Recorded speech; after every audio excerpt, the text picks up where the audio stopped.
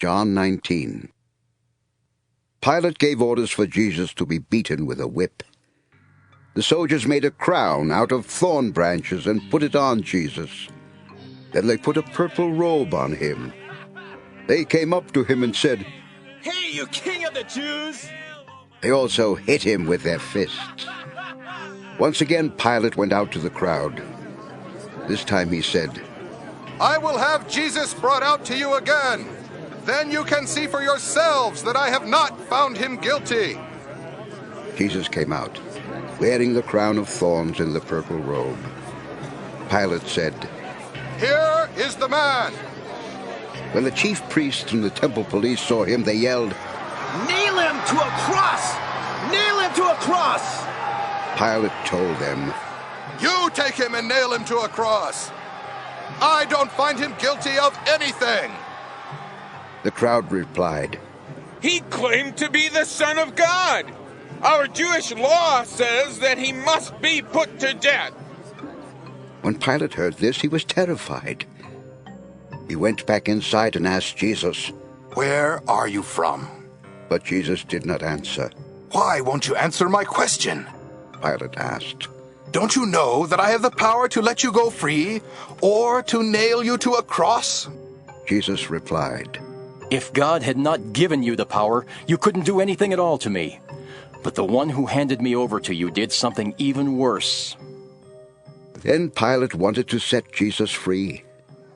But the Jewish crowd again yelled, "If you set this man free, you are no friend of the emperor!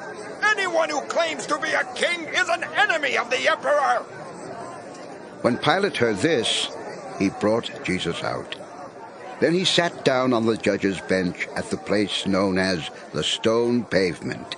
In Aramaic, this pavement is called Gabbatha. It was about noon on the day before Passover, and Pilate said to the crowd, "Look at your king!" "Kill him! Kill him! They yelled. Nail him to a cross!" "So, you want me to nail your king to a cross?" Pilate asked.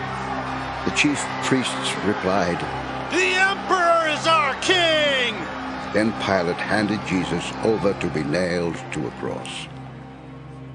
Jesus was taken away, and he carried his cross to a place known as the Skull.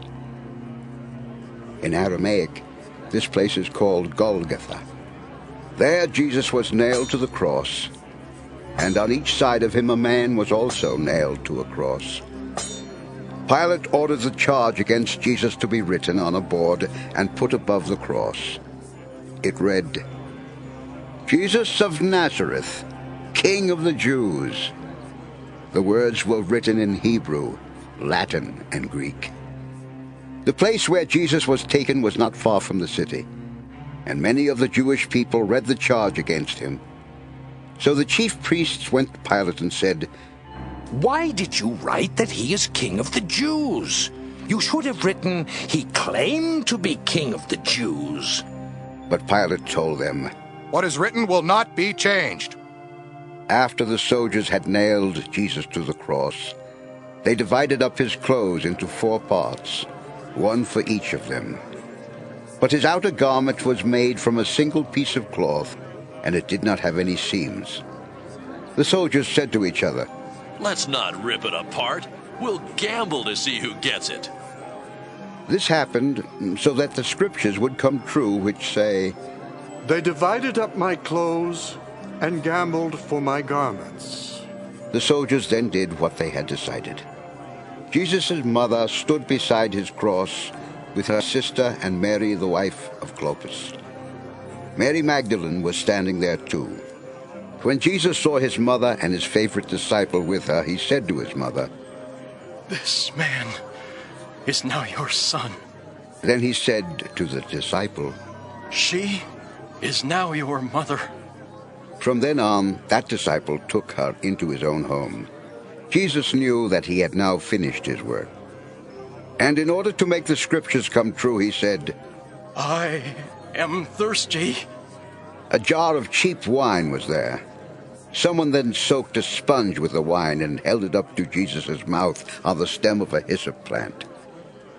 After Jesus drank the wine, he said, Everything is done. He bowed his head and died. The next day would be both the Sabbath and the Passover. It was a special day for the Jewish people, and they did not want the bodies to stay on the crosses during that day. So they asked Pilate to break the men's legs and take their bodies down. The soldiers first broke the legs of the other 2 men who were nailed there. But when they came to Jesus, they saw that he was already dead, and they did not break his legs. One of the soldiers stuck his spear into Jesus' side, and blood and water came out. We know this is true, because it was told by someone who saw it happen. Now you can have faith too. All this happened so that the scriptures would come true, which say, No bone of his body will be broken, and they will see the one in whose side they stuck a spear. Joseph from Arimathea was one of Jesus' disciples. He had kept it secret, though, because he was afraid of the Jewish leaders. But now he asked Pilate to let him have Jesus' body. Pilate gave him permission, and Joseph took it down from the cross. Nicodemus also came with about 75 pounds of spices made from myrrh and aloes. This was the same Nicodemus who had visited Jesus one night. The 2 men wrapped the body in a linen cloth, together with the spices, which was how the Jewish people buried their dead. In the place where Jesus had been nailed to a cross, there was a garden with a tomb that had never been used. The tomb was nearby, and since it was the time to prepare for the Sabbath, they were in a hurry to put Jesus' body there.